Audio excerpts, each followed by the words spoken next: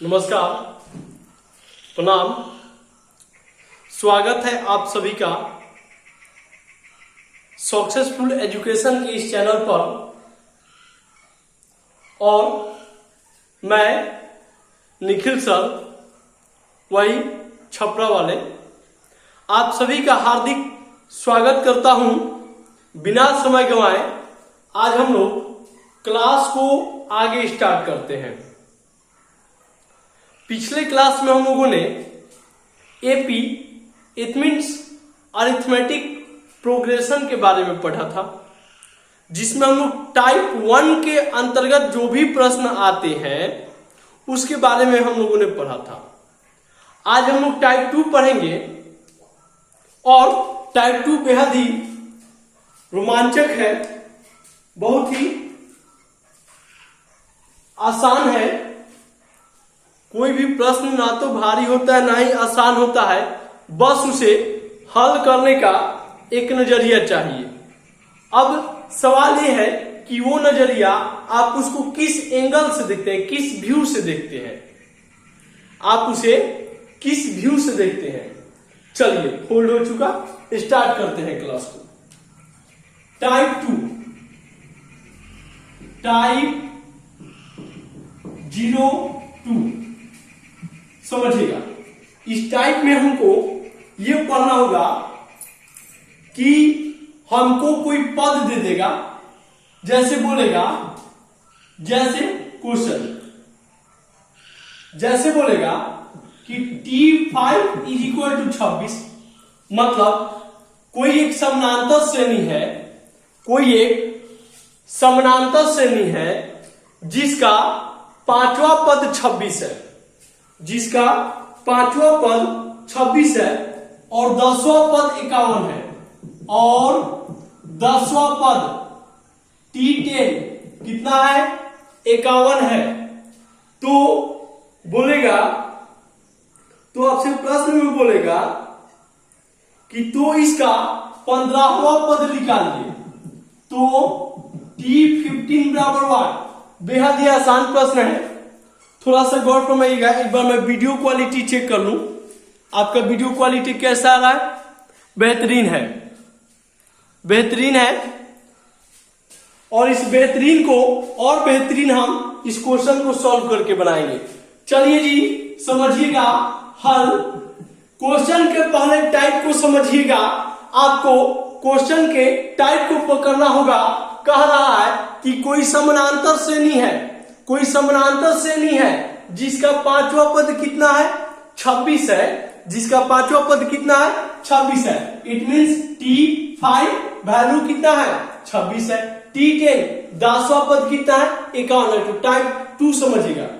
Type 2 का plan क्या है, उसका स्ट्रक्चर कैसा होगा कि आपको कोई दो गो पद का वैल्यू दे देगा, दो गो पद का मान दे देगा और कहेगा कि कोई तीसरा पद निकालिए। दो गो पद का वैल्यू दिया है, पूरा तीसरा पद निकालिए। चलिए हल करते हैं। चूंकि दिया है, चूंकि दिया गया है कि क्या दिया गया है जी, T5 इज इक्वल टू कितना है, 26। अच्छा एक बात बताइए, पिछले क्लास में हम पढ़े थे कि जब T5 यानी पांचवा पद का जिक्र हो तो हम उसको A+4D लिख सकते हैं, हमने बताया था।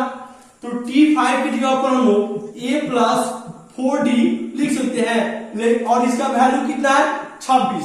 इसको मान लिया हम इक्वेशन 1। ठीक है, क्या मान लिया, इक्वेशन 1।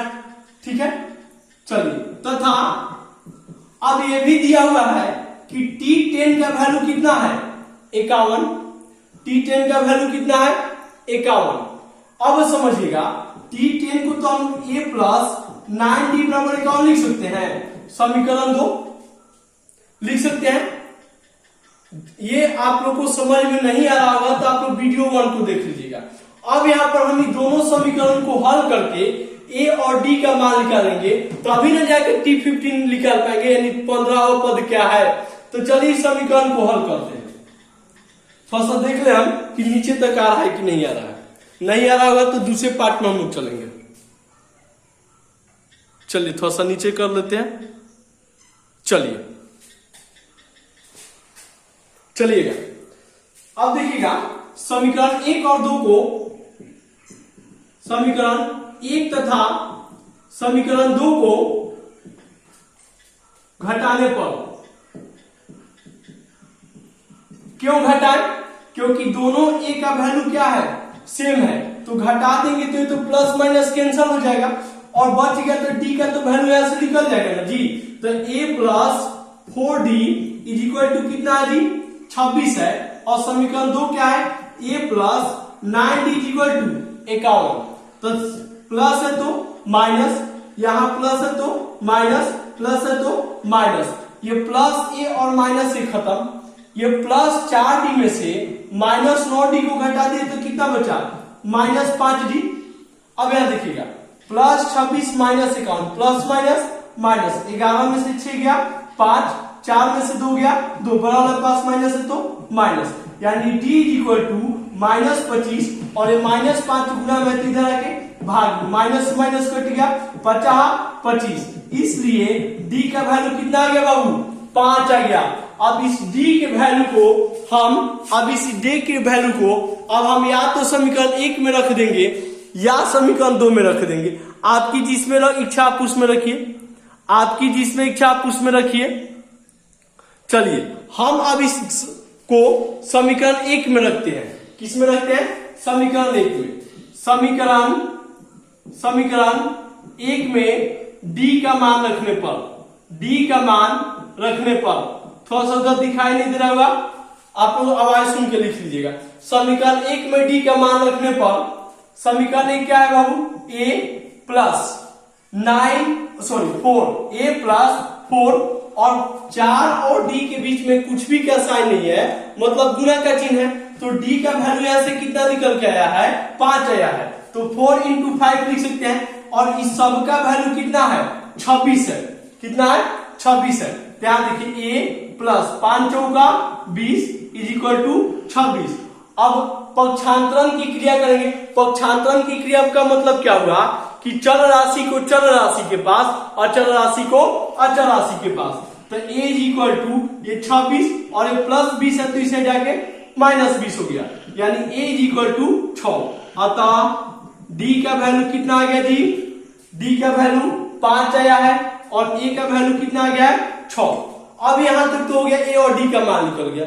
हमने क्या बताया था, इस टाइप के क्वेश्चन में हमें a और d का मान निकालना है। हमने a और d का मान निकाल लिया। अब बोल रहा है कि इसका 15वां पद निकालिए।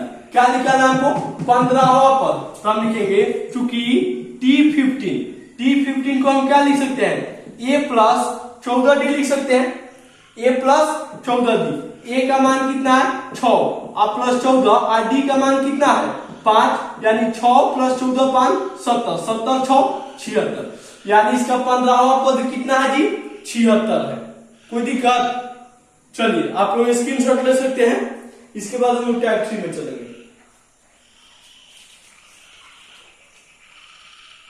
जल्दी कीजिए, जल्दी कीजिए।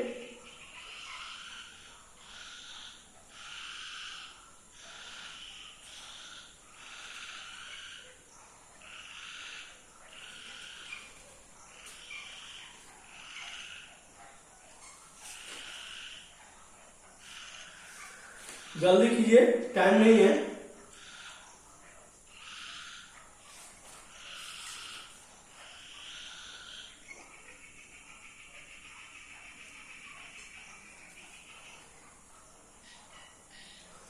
हो गया,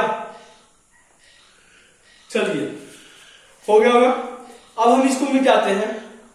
आप लोग स्क्रीनशॉट ले लिए होंगे, मिटाते हैं। लिखने का काम मत कीजिए, स्क्रीनशॉट लेते चलिए। आप लोग स्क्रीनशॉट लेते चलिए, उम्मीद है इसमें कोई दिक्कत नहीं हुआ होगा। एक और हम क्वेश्चन लेते हैं टाइप 2 के लिए। एक और क्वेश्चन हम लोग लेते हैं। हाँ, एक चीज, कोई भी विद्यार्थी यदि ऑनलाइन या ऑफलाइन क्लास से जुड़ना चाहते हैं तो उसके लिए दिए हुए नंबर 7739 40 30 14 पर आप लोग संपर्क कर सकते हैं। जी हाँ, सही सुना आपने। हम लोग ऑनलाइन क्लास भी प्रोवाइड करते हैं और ऑफलाइन क्लास भी प्रोवाइड करते हैं। तो तो दोनों में से कोई भी क्लास आप यदि अपने सुविधा के अनुसार ज्वाइन करना चाहते हैं तो दिए हुए नंबर 77 39 40 30 14 पर संपर्क कर सकते हैं। चलिए इससे रिलेटेड एक और क्वेश्चन हम लेते हैं। चलिए क्वेश्चन लिखिएगा।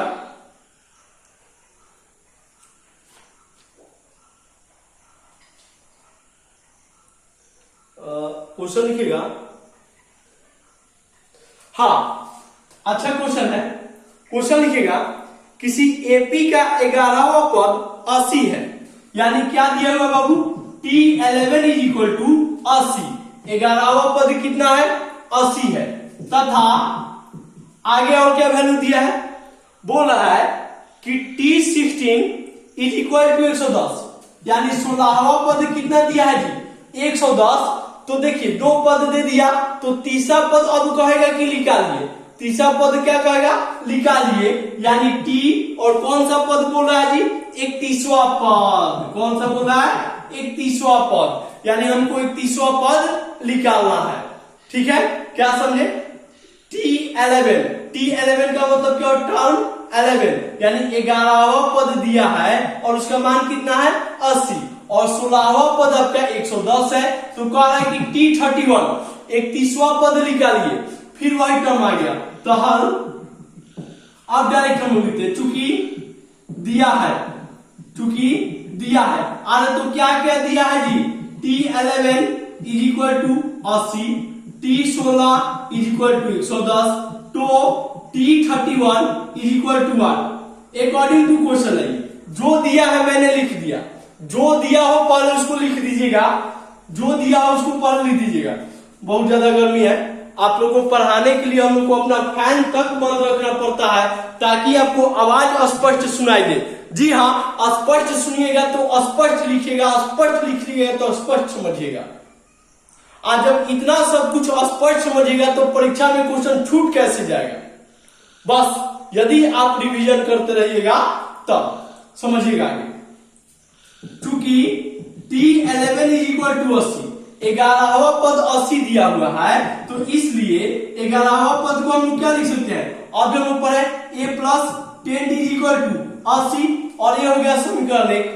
तथा अब देखिएगा, चूंकि T16 का वैल्यू कितना दिया है जी, 110, तो इसलिए T16 को हम क्या लिख सकते हैं, a प्लस 15d।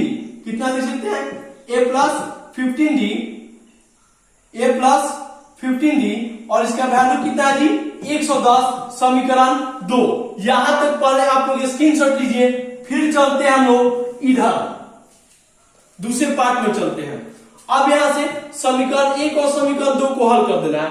तो यहां देखिए दोनों तरफ एक का वैल्यू क्या है, सेम है, यानी जब एक वैल्यू सेम है तो दूसरे का निकाल सकते हैं घटा के। तो समीकरण 1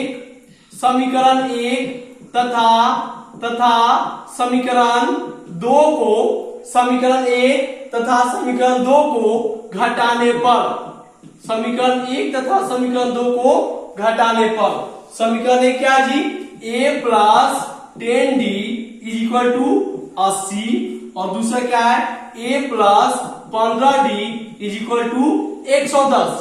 यहां तक कोई दिक्कत। अब साइन चेंज कीजिए, घटाना है मतलब प्लस है तो माइनस, प्लस है तो माइनस, प्लस है तो माइनस। ये देखिए एक के में से एक गया तो खत्म। अब यहां देखिए माइनस 15d प्लस 10d, सब पे कहे तो कितना बचा, माइनस 5d। 110 में से 80 को घटाना है तो कितना बचेगा, माइनस 30 बचेगा, और बड़ा वाला पास माइनस है तो माइनस। यहाँ देखिए तो d is equal to minus 30, अब बटा में माइनस 5, माइनस से माइनस कैंसिल, 5 छके 30, इसलिए d का वैल्यू कितना आ गया हो, 6 आ गया। चलिए अब हम यहां से मिटा देते हैं। तो अब हमको क्या निकालना है, अब हमको निकालना है, अब निकालना क्या है इस पे, a और d का तो वैल्यू, सॉरी d का वैल्यू नहीं निकाला हम, d का वैल्यू निकाल के a का वैल्यू निकालते हैं, छूट रहा था थोड़ा सा। समीकरण 1 में अब आप इस d का वैल्यू या तो समीकरण 1 में रखिए या तो समीकरण 2 में रखिए, आपकी जिसमें इच्छा आप रख सकते हैं। दोनों में रखिएगा, दोनों में से किसी एक ही में रखिएगा, ये नहीं कि दोनों में रख दीजिएगा, या तो एक में रखिएगा नहीं तो 2 में रखिएगा। ठीक है, दोनों में वैल्यू आपका एक ही आएगा। समीकरण 1 में हम एक ही में रखते हैं, समीकरण 1 में d का मान रखने पर, समीकरण 1 में d का मान रखने पर, तो समीकरण 1 क्या है जी, a प्लस 10 और d, तो 10 और d के बीच में कुछ भी का साइन नहीं है तो गुना का चिन्ह है, मतलब कितना से मल्टीप्लाई, 6 से multiply is equal to 80, a plus 10 6 जा 60 इज इक्वल टू 80, यानी a is equal to 80 minus 60 is equal to, इसलिए a का वैल्यू कितना आ गया, 20 आ गया। तो a और d का वैल्यू निकल गया बाबू। अब हम इस पार्ट को मिटाते हैं, अब हमको सिर्फ कौन सा निकालना रह गया, 31वां पद निकालना रह गया। कौन सा पद, 31वां पद, 31वां पद, चूंकि t31 बराबर y कहना निकालना है, तो इसलिए t31 को हम a प्लस 30d लिख सकते हैं। t31 इसलिए t31 is equal to a plus 30d। a का वैल्यू अभी हम निकाला, यहाँ पर कितना आया जी, 20 प्लस 30 इंटू d का वैल्यू कितना आया, 6, यानी 20 प्लस 36 18, 180 है 20 200, यानी जो समानांतर श्रेणी है इसका 31वां पद कितना होगा, 200 होगा। लीजिए आ गया आंसर, लीजिए आ गया आपका आंसर। स्क्रीनशॉट आप लोग ले सकते हैं। बेहद ही आसान और रोमांचक प्रश्न रहा ये।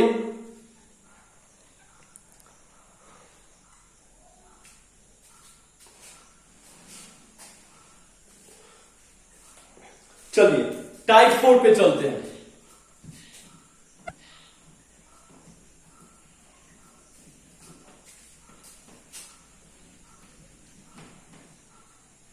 सॉरी टाइप 3 पे चलते हैं। टाइप 03, टाइप 03 जो होगा वो योग निकालने पर प्रश्न होगा। क्या होगा, योग निकालने पर प्रश्न होगा। जैसे आपको बोल देगा कि 99